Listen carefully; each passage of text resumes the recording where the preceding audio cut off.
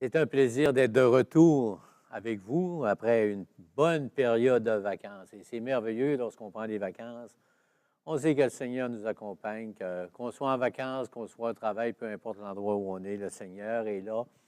Et on rend grâce au Seigneur que durant ce temps de rafraîchissement, durant les vacances, même si on a travaillé sur le terrain, le Seigneur était présent, puis le Seigneur nous a accompagnés. Et je suis certain que c'est la même chose pour vous. Et cette semaine, bien, vous savez, nous allons continuer à regarder la définition de l'amour telle que l'apôtre Paul nous le décrit dans son épître aux Corinthiens, au chapitre 13, versets 4 à 7. Donc, je vais vous relire ce verset que la majorité d'entre vous connaissez. Il est écrit la charité, l'amour. La charité est patiente, elle est pleine de bonté. La charité n'est point envieuse. La charité ne se vante point, ne s'enfle point d'orgueil. Elle ne fait rien de malhonnête. Elle ne cherche point son intérêt. Elle ne s'irrite point. Elle ne soupçonne point le mal. Elle ne se réjouit point de l'injustice, mais elle se réjouit de la vérité. Elle excuse tout. Elle croit tout. Elle espère tout. Elle supporte tout. Nous avons là toute une définition de l'amour.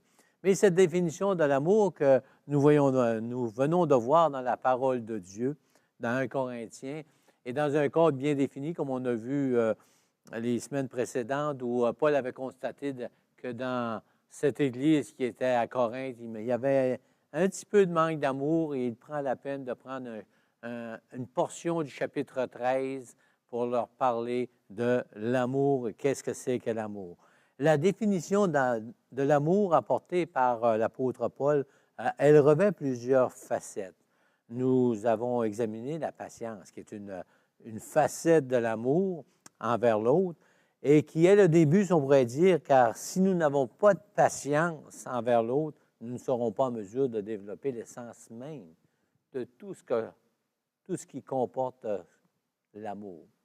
Aujourd'hui, comme je vous le disais, nous allons regarder le volet de la bonté, car Paul écrit « L'amour est plein de bonté ».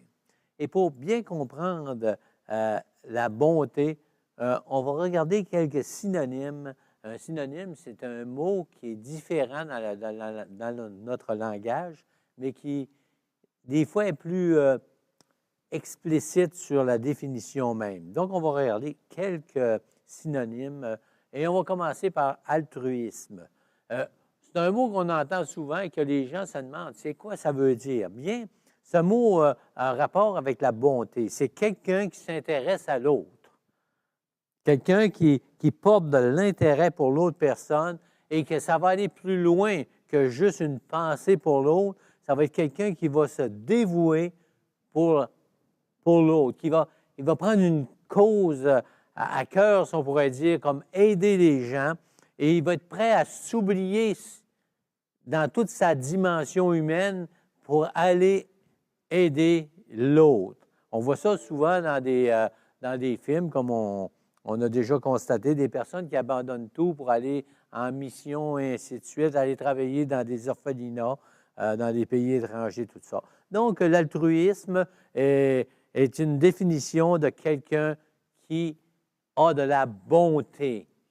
La bonté, c'est une personne qui agit, qui ne fait pas seulement que parler. On peut être bon en parole, avoir des bonnes paroles d'encouragement, mais la bonté, ça va aussi à l'action. Et on voit ça dans la parole de Dieu lorsque nous lisons l'Évangile de Jean. Nous pouvons voir que Jésus a aimé, il était plein de bonté envers les gens et il a agi en conséquence et son amour a été jusqu'à la limite, si on pourrait dire, au plus haut point qu'il a donné sa vie pour l'autre. Il s'est oublié pour qu'on ait la vie éternelle. Et aujourd'hui, c'est le message de l'Évangile qu'on pourrait dire, le message laissé par la personne de Jésus qui s'est abandonné, si on pourrait dire, qui s'est oublié et qui est mort sur la croix afin qu'on ait la vie éternelle. Toutes les personnes qui passent par la repentance, qui reconnaissent qu'ils sont pécheurs et qui acceptent le Seigneur dans leur cœur, bien, ils peuvent avoir goûter, si on pourrait dire, cet amour, cette bonté, cette miséricorde, parce que la bonté va aussi vers la miséricorde de Dieu. Donc, un autre mot qu'on pourrait donner comme synonyme à la bonté, c'est la générosité. Être prêt à donner. Et dans notre siècle d'aujourd'hui, lorsqu'on parle de générosité, on pense souvent à l'argent. Mais ça va beaucoup plus loin que ça. La vraie générosité, on donne de notre temps. On donne ce qui est précieux aujourd'hui, c'est notre temps. Et quelqu'un qui est plein de bonté, ça va être quelqu'un qui va être généreux, il n'aura pas peur, c'est-à-dire, excusez, de donner de son temps, donner de sa personne, si on pourrait dire, pour l'autre. C'est quelqu'un aussi qui va être, au point de vue monétaire, qui peut être généreux aussi pour toujours envers une personne qui est dans le besoin. Et lorsqu'on regarde cette définition de l'amour qui est la bonté, et on voit que c'est une... L'apôtre Paul, lorsqu'il nous parle de l'amour, c'est un petit peu contraire à certaines philosophies qu'on entend aujourd'hui, qui nous parlent que la philosophie aujourd'hui, c'est l'amour toujours centré vers notre réception de qu'est-ce que quelqu'un peut nous apporter. Tandis que la définition de l'amour, selon Paul, c'est notre comportement, qu'est-ce qu'on peut donner à l'autre. Et c'est la bonté, ça fait partie aussi de tout ça. C'est une action concrète. C'est l'amour en action. Donc, on voit dans la lettre dans 1 Jean, on voit que Jean dit « N'aimez pas seulement qu'en parole, mais aimez en action. » Et on pourrait dire « Soyez pleins de bonté les uns envers les autres. » La bonté, c'est la bienveillance. C'est un regard qui se porte vers l'autre. C'est la bienveillance, elle vise le bien de l'autre et le bonheur de l'autre. Non seulement en parole, comme je vous disais tout à l'heure, mais en action.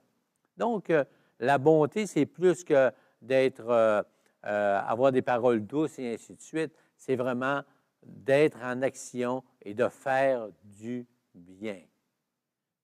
Faire du bien à l'autre de différentes façons. L'apôtre Paul écrivait aux Colossiens, on va terminer avec ça ce soir, dans sa lettre aux Colossiens, chapitre 3, verset 12, Paul écrivait simplement « Ainsi donc, comme des élus de Dieu. » Et c'est ça, c'est intéressant. Paul s'adresse à des personnes qu'il appelle des élus de Dieu. Et peut-être que c'est un terme qui paraît fort, mais qui est fort en réalité parce qu'un élu, c'est quelqu'un de choisi. Et Dieu nous a choisis avant la fondation du monde.